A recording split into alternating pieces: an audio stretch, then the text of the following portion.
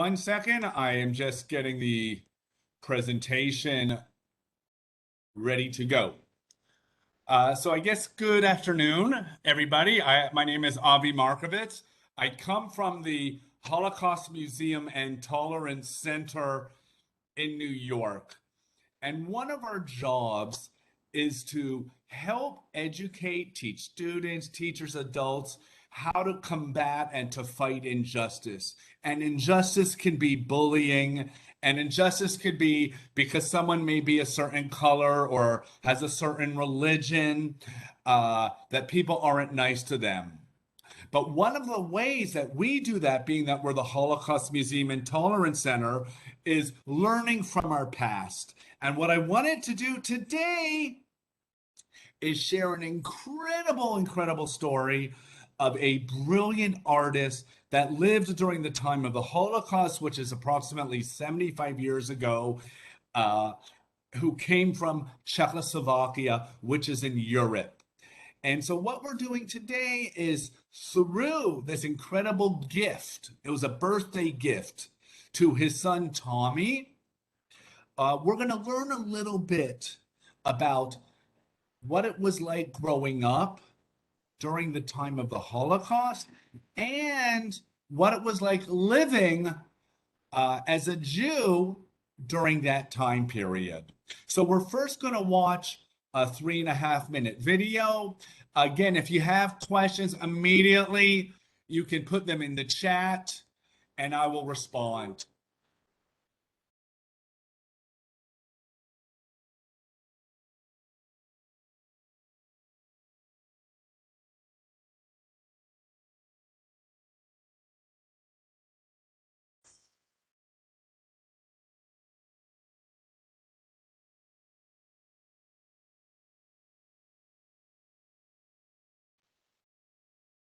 Terezin, or Theresienstadt in German, located 60 kilometers away from Prague, was a ghetto established by the Nazis for the Jews of the Czech lands and also Central and Western Europe.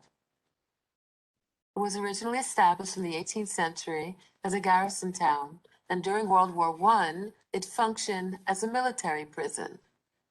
The Nazis invaded this region in 1938, renaming it the Protectorate of Bohemia and Moravia. In late 1941, a ghetto was established in Terezin by the Nazis. Although we refer to it as a ghetto, in reality, it was a concentration camp and a transit camp from which Jews were deported to their death. This fortified town, which was only built to house 7,000 people, at one point held as many as 58,000 Jewish prisoners. More than 150,000 Jews passed through Terezin until its liberation on May 8, 1945. Over 34,000 perished there, and 88,000 were deported by cattle cars to the east to be murdered. For the Nazis, Terezin had an additional purpose. It was to be a great lie, touted to the world as a model ghetto, a good place, a haven for Jews in war-torn Europe. For propaganda purposes, the Nazis twice tried to portray the ghetto in film. The second film was a result of a visit of the Red Cross in June 1944. To create the illusion of normalcy, Terezin underwent what the Nazis called the Great Beautification. To impress the Red Cross, the route was chosen in advance and locations were carefully staged. The film was never shown. Almost all of its participants were sent to Auschwitz and murdered shortly after the filming. One aspect of Terezin is that many of the Jews sent there were prominent in the fields of culture. Painters, artists, musicians, educators, philosophers, and others. Operas were written in Terezin. Artists painted and drew there. Musicians performed jazz and classical music in front of audiences. Hundreds of lectures on all variety of topics were given to eager listeners, and a library was a cherished source of knowledge and escapism. We see an incredible flourishing of culture and artistic life in the ghetto, even in the shadow of hunger, disease, exhaustion, and fear of deportation. Very few photographs exist which portray the actual life of the prisoners in Terezin. One unique source we have is from a group of artists who in the ghetto undertook a secret and dangerous mission to document the true nature of daily life in Terezin. Through their paintings, they portrayed the overcrowded conditions, the hunger, the deprivation, despair, deportations, and the constant presence of brutality and death. Some of these artists paid with their lives. When the Nazis learned of this activity, they were deported eastward to Auschwitz.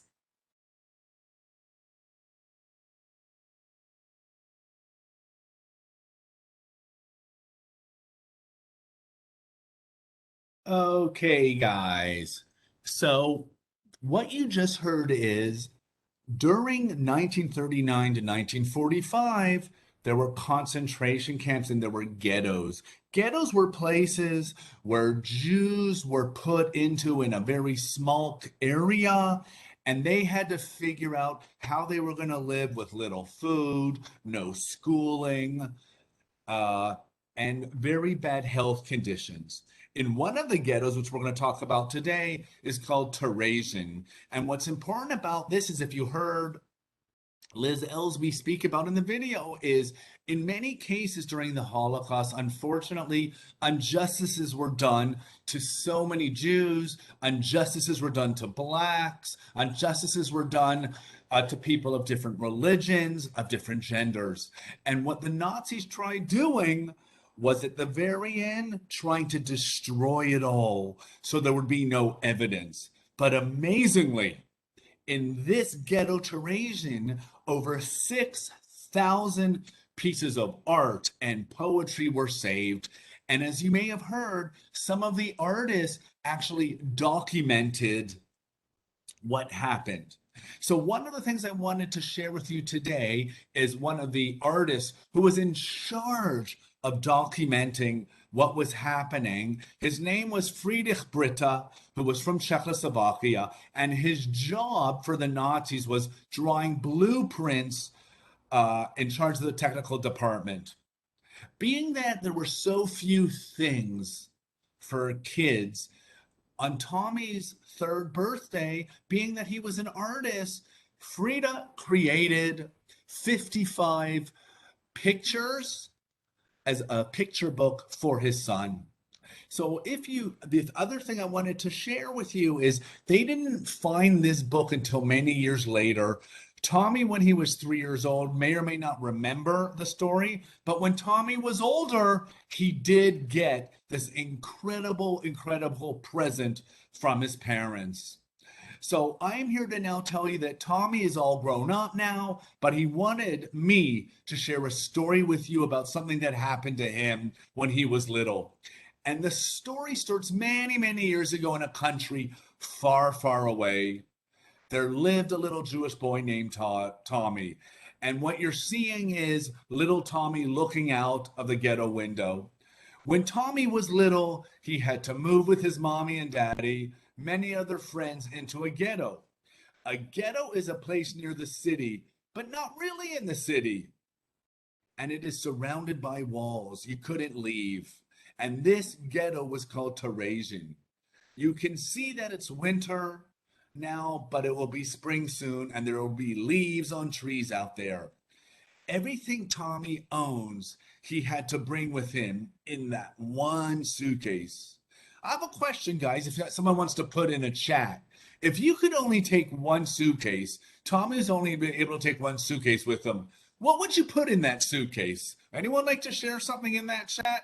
What would you put in a suitcase?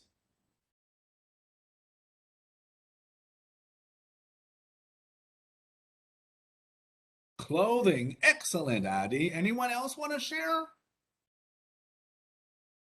You put in food, pictures, your telephone, your pet, your doll.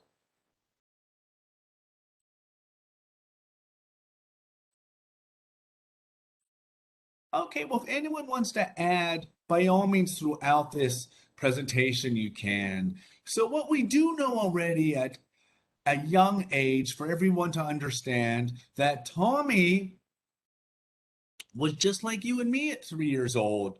Of course, I don't remember much, but I did have a little Cookie Monster doll that I really, really loved. So in this picture, what do we see? There were many, many people in the ghetto and not enough room. So many people had to sleep in the same room. Now, Tommy's mother loved him very much, and she wanted to give him his own space. So she founded a piece of cloth and hung it up. That way, when he went to sleep, he had his own space to himself, even though he was in a room with a lot of people. Do any of you have your own room, if you want to add in the chat? Or do you share a room with a brother or sister? And what's that like? Do you like being in a room with someone else? Do you have privacy? I really would love to know what you guys are thinking.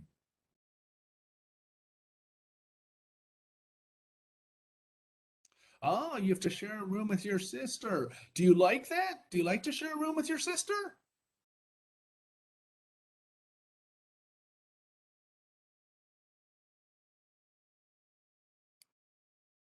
Jane said that it's sometimes annoying. Pardon me? Jane said that sometimes it's annoying. Oh, yeah, I see it now. Yeah, I guess it could be annoying sleeping with each other. But you know what? Imagine if you had to sleep in the same room with strangers. Because if you were stuck in the ghetto, you were stuck with sometimes 40 people in one room. At least Tommy's mommy was smart enough and provided a sheet to protect him. But I agree with you, Addie. Sometimes it could be annoying. Maybe they won't stop talking, or you wanted privacy. Well, having so many people, sometimes even stranger, it really must have been hard for Tommy. But that's how many kids had to live during the time of the ghetto. Oh, Tommy was hungry. It was very hard to get food in the ghetto. His mommy and daddy tried their best to get him the food he wanted, but sometimes they couldn't. Tommy was upset because he didn't have as much food as he wanted or the type of food he wanted. He thought that was boring. So I have a question, guys. What is your favorite food?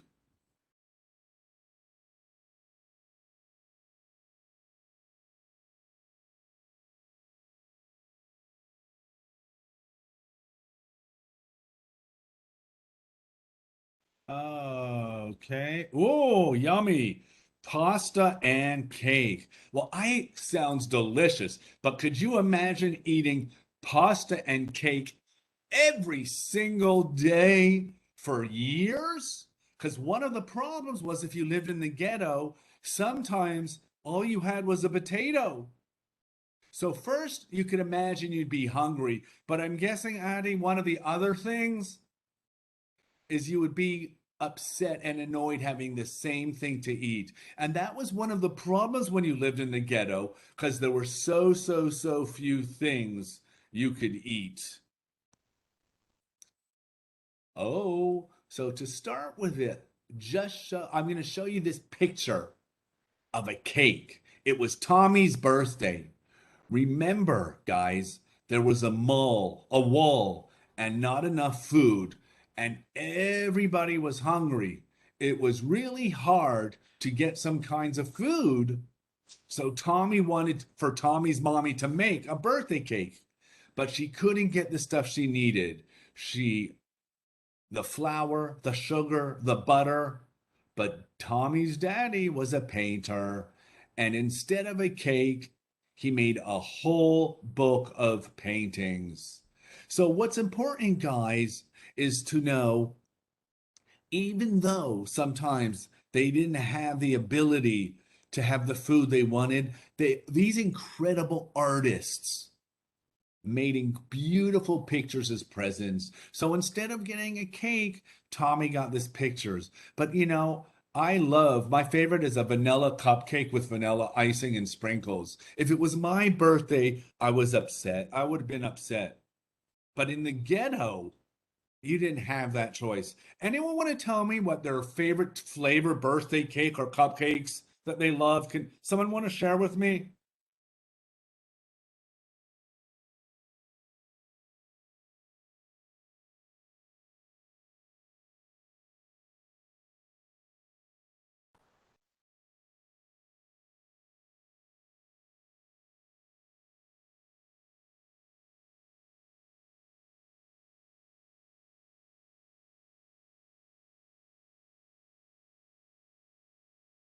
Avi, you're muted.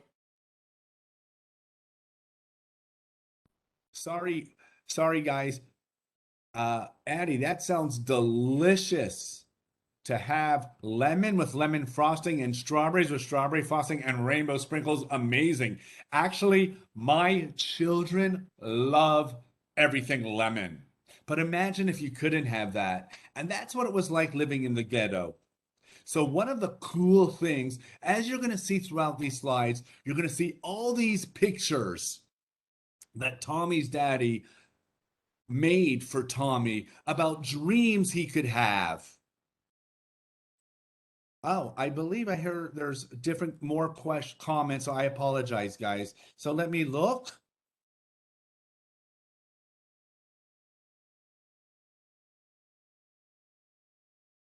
Okay.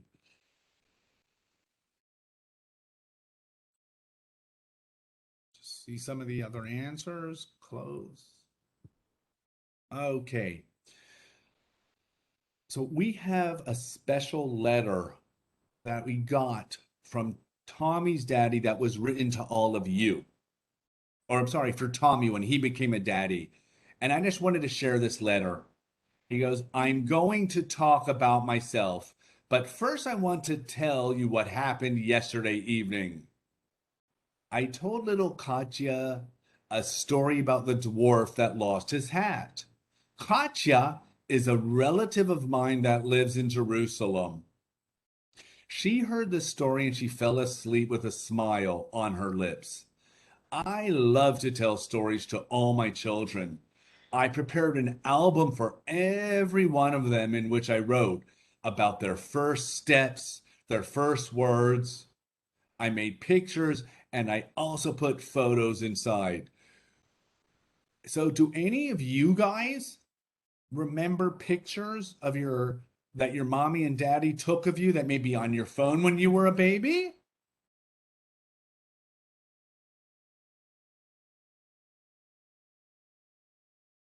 Because I have pictures of me when I was a little baby. And of course, now they could be on the phone. You can even have them on your phone.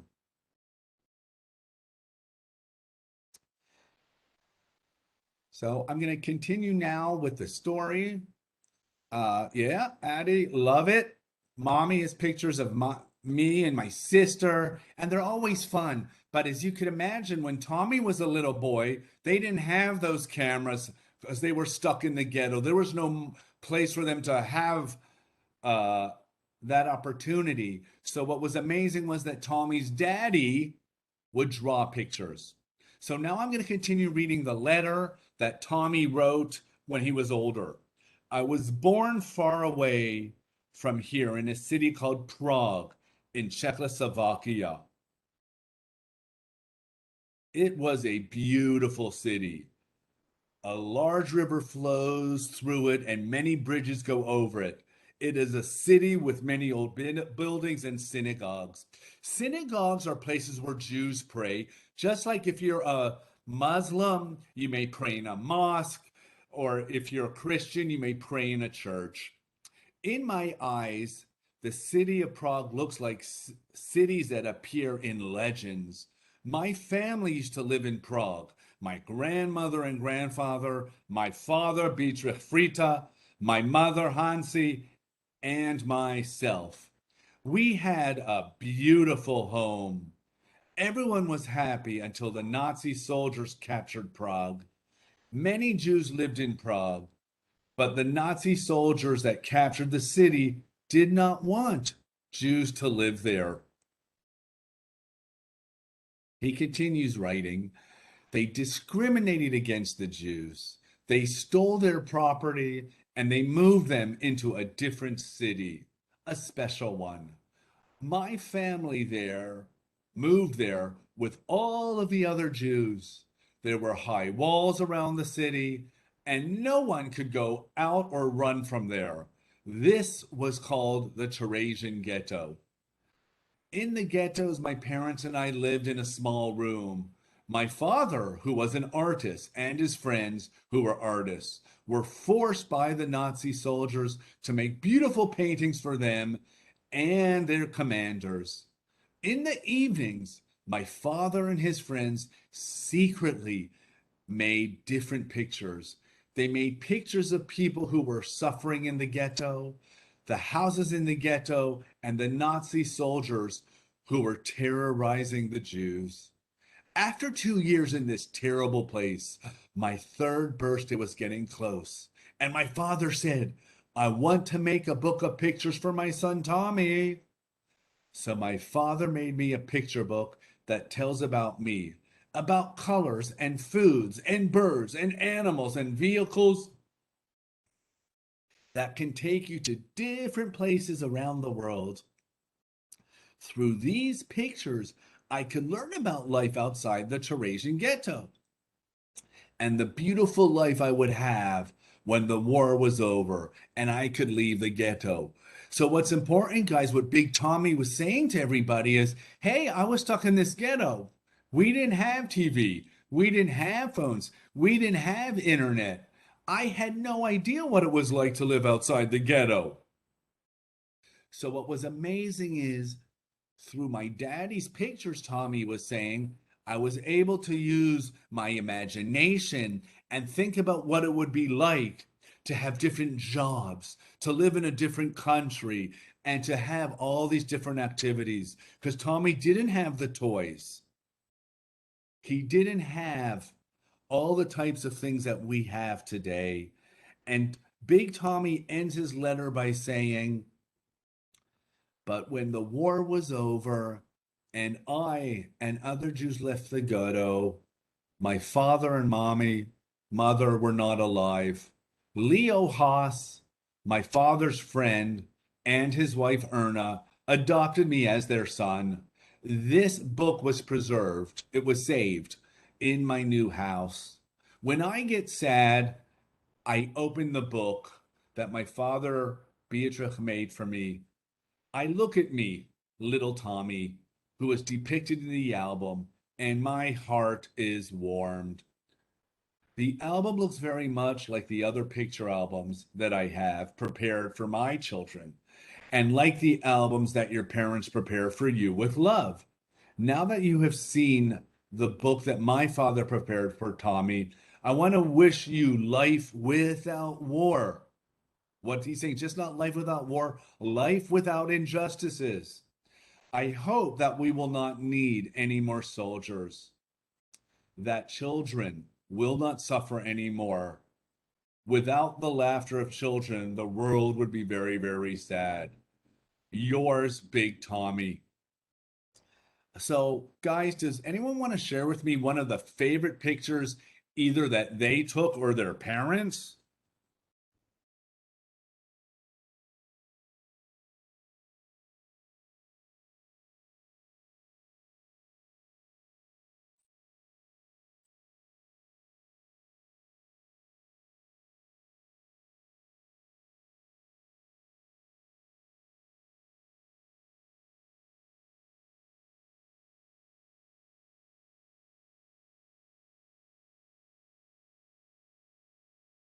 So, guys, Avi, we've got an answer here. Melissa and Yi say, me eating ice cream cone. Oh, wow. Wow. What flavor?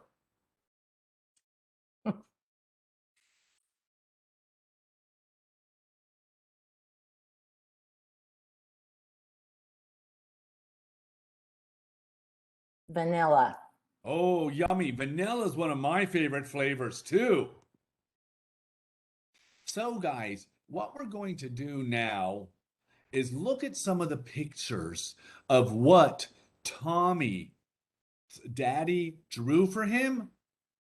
So in this first picture, what do you think Tommy's daddy was hoping one day Tommy could become? Anyone have an idea?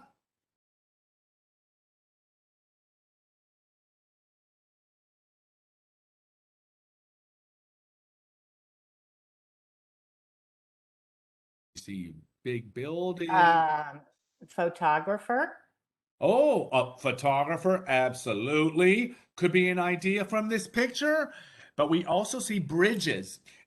Being that this is the Czech language, actually, the daddy wrote in Czech, maybe you want to be an engineer, but that's a great answer.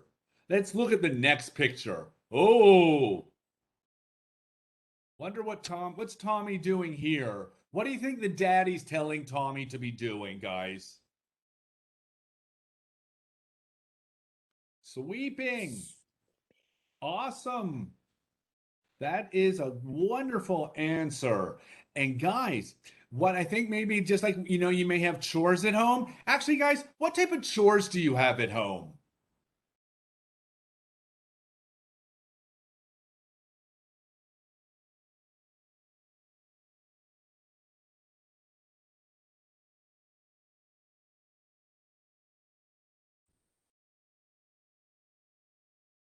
Melissa and Yi say making the bed.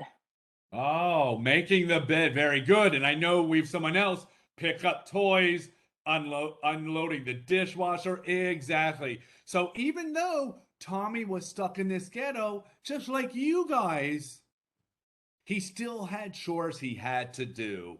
Excellent, guys.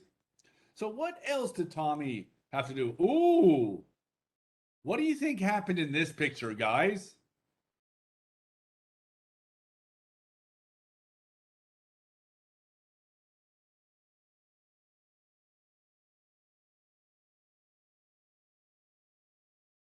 He is hurt.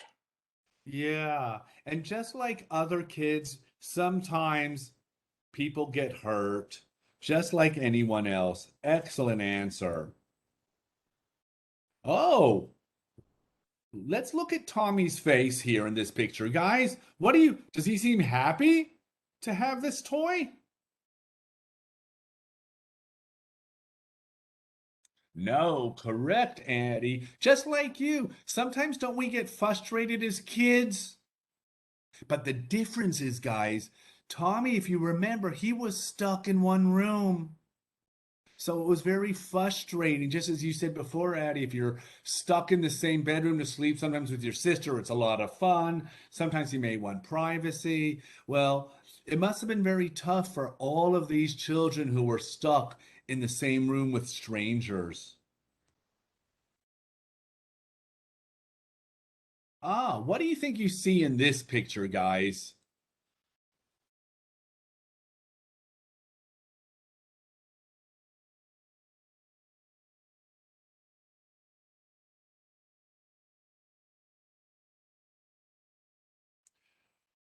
Excellent. Walking in the snow with his daddy. Any other answers? That's exactly what it is, Addie. Very impressed.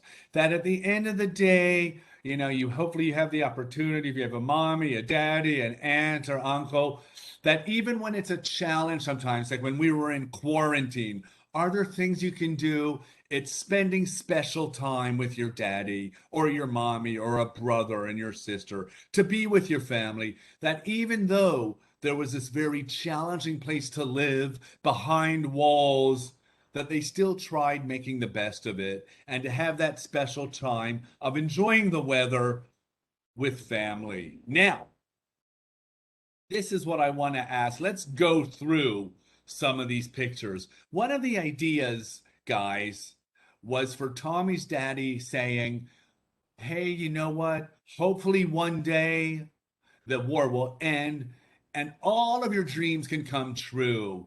So I would love to hear what some of your responses are to what these pictures are. Let's see how many pictures we could identify in this slide and what you think they are.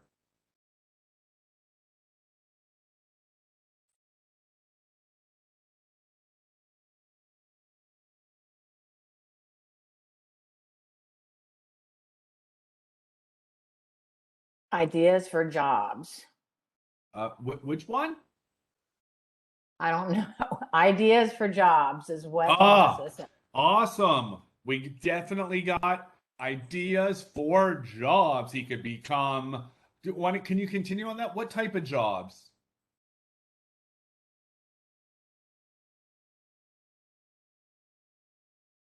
And I'm curious, what type of jobs would you like as would you like to have? What type of jobs do you dream about? Because it seems we also have Addie was telling me, oh, maybe he wants to be an artist, or oh, maybe learn how to fly a plane. That there was always hope, guys, even in these challenging times. What type of job, what are your dream job, guys? I would love to hear from you.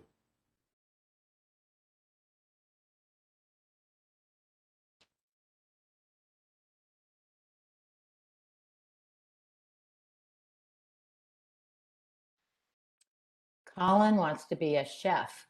Oh, yummy. I would love to know what would be your favorite thing to cook?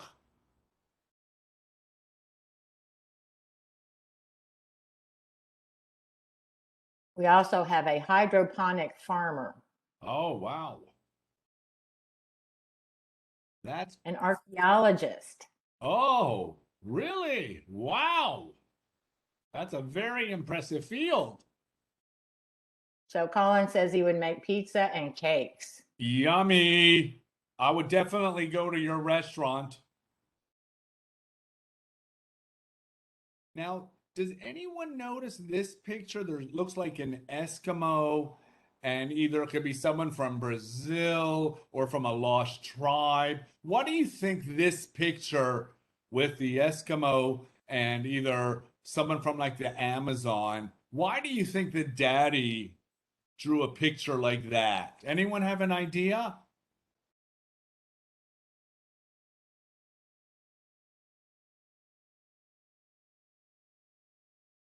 Oh, and Addie, I love you're a ballerina or a taste testing scientist. That sounds so cool. So Melissa and Yi say that these two are socializing. Ah, awesome. They probably are socializing for sure. But I'm curious, guys, has anyone traveled outside of the city or the state where you live? Because I think one of the ideas was one day, Tommy, you'll be have a dream and you may be able to go to the North Pole. You may be able to go to another continent like South America and visit the Amazon, that you could have hope. Have any of you visited any other places in the world? I'd love to hear about that. Colin says yes, and he's been to Denmark. Wow, that must have been amazing. What was your favorite thing to see?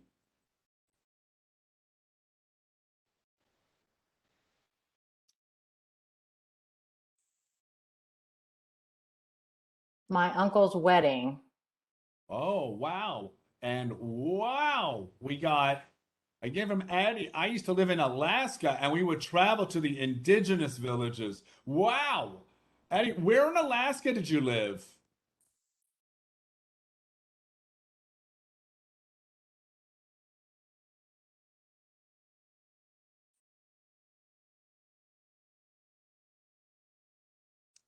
Hey, while we wait for her answer, um, oh, Kodiak Island in the Gulf of Alaska. I'm assuming it was pretty cold, and I'm assuming you also had the opportunity to see whales.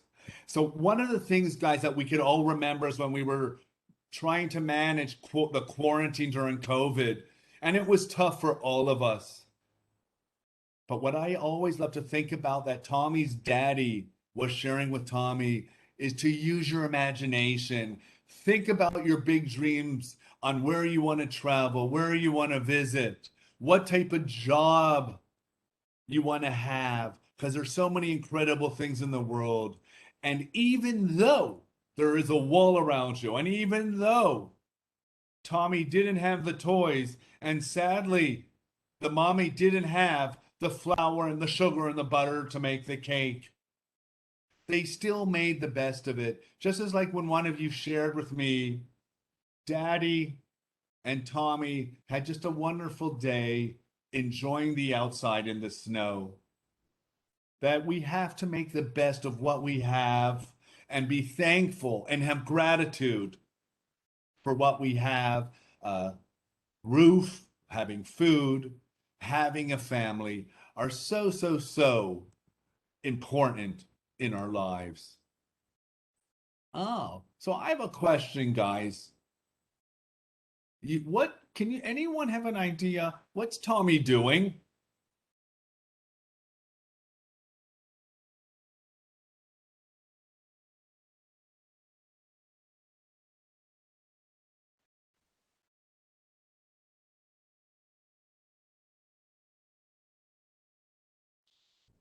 Is he just looking in a picture? Oh, looking in a mirror. And what we learned from Tommy as he got older is he believes his daddy was telling him is, Tommy, I want you to look at yourself because based on how you behave, based on how you act, you are responsible for yourself. Of course, be responsible for others, but all of your actions you need to take responsibility for. If you see someone sad or upset, be responsible. Go over them to see how they're doing. Of course, Tommy, I hope you'll never say something not nice and make someone feel bad because that's your fault. You need to be a responsible individual.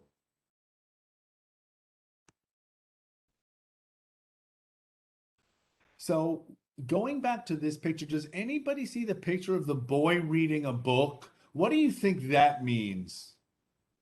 What do you think that is?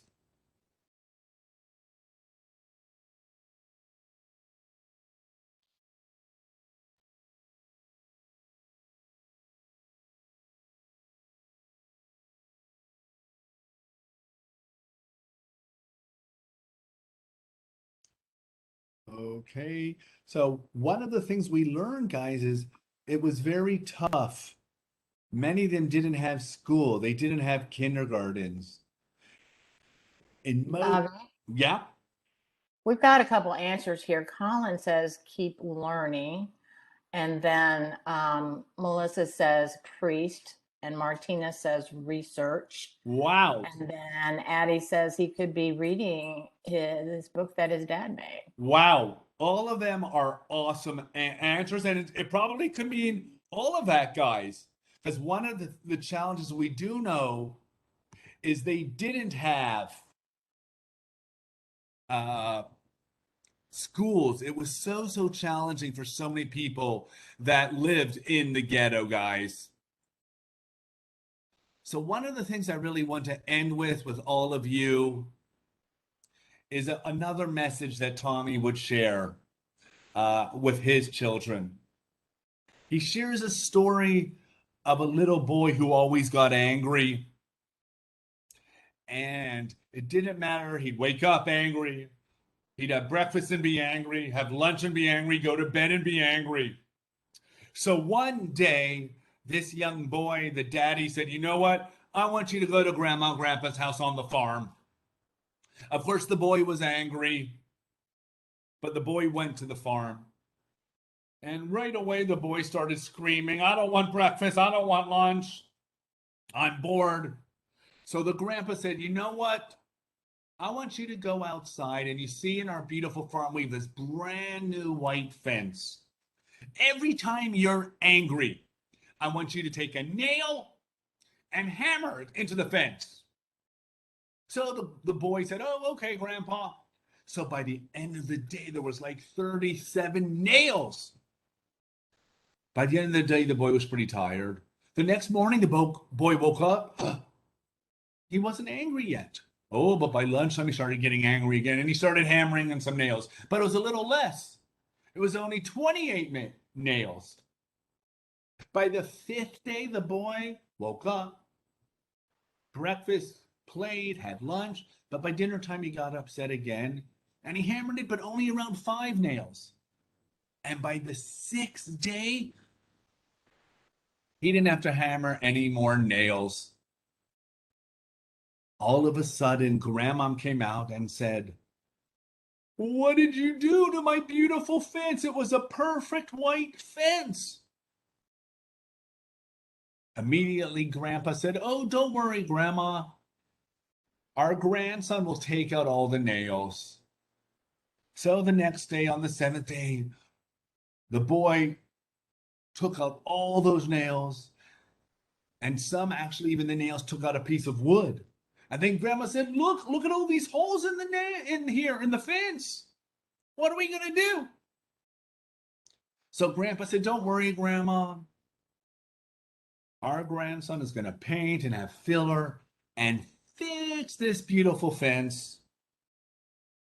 So the next day, he spent all day, breakfast, lunch, and by dinner time, he was so proud of himself. And he called Grandma outside and said, "Grandma, look at your beautiful fence. It's perfect again."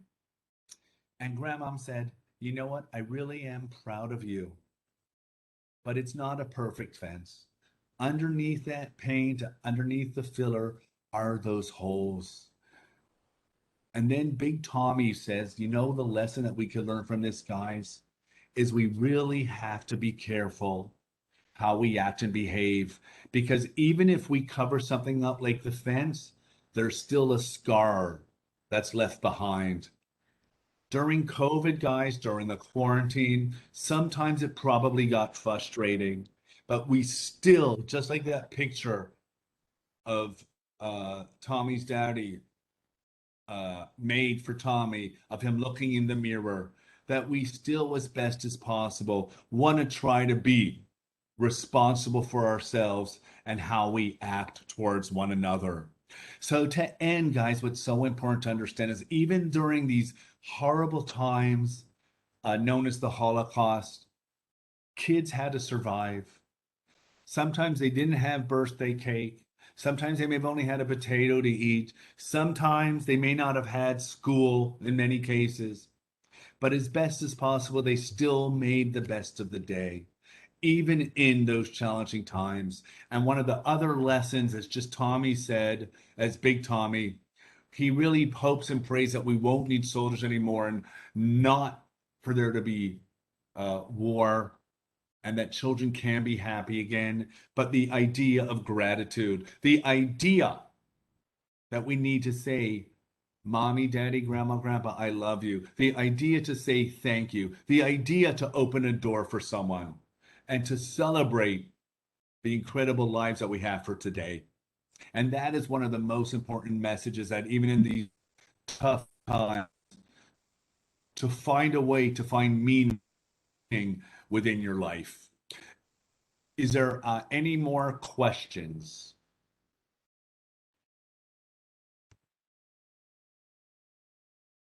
No?